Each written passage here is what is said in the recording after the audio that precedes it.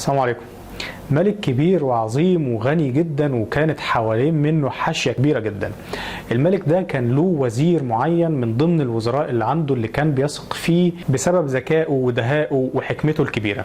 كان دايما الملك ده متعود ان هو بينزل يعمل رحلات صيد في الغابة، وكانت دي هوايته المفضلة. كان الوزير بتاعه ده كان دايما على لسانه كلمة دايما يقولها: لعله خير. وفي يوم من الأيام نزل الملك وهو والحاشية بتاعته، وكان معاه الوزير علشان يمارسوا هواية الصيد اللي كان بيحبها جدا.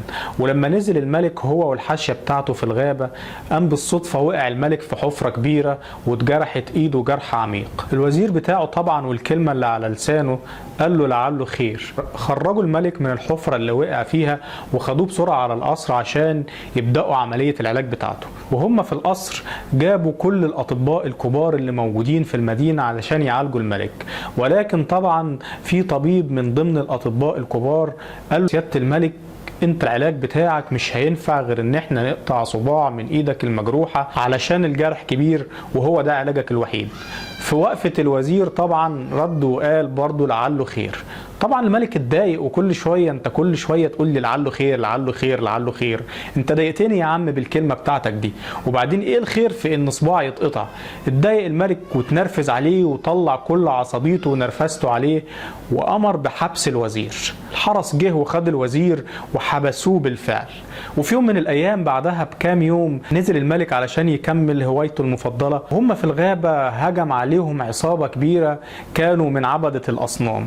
قتلوا كل الحاشية بتاعت الملك وما فضلش فيهم غير الملك بس، فأصروه علشان ياخدوه يقدموه كنوع من أنواع القربان اللي بيعملوه في التعبد بتاعهم من الأصنام.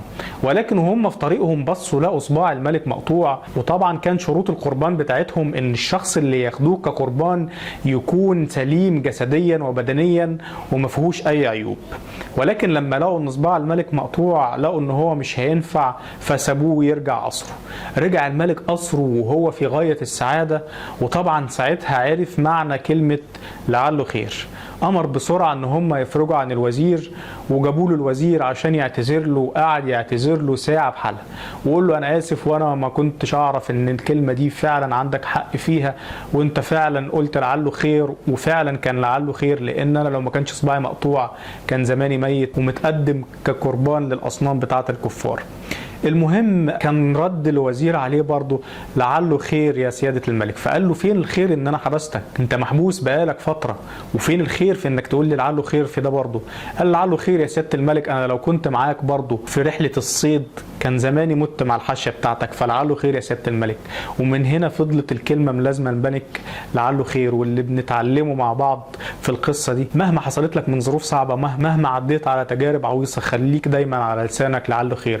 مفيش حاجة بتيجي من ربنا بتبقى وحشة، ودايما هتكتشف ده بعدها وتقول فعلا لعله خير. اتمنى تكون القصة القصيرة عجبتكم، ونتقابل تاني في فيديو جديد ان شاء الله، والسلام عليكم ورحمة الله.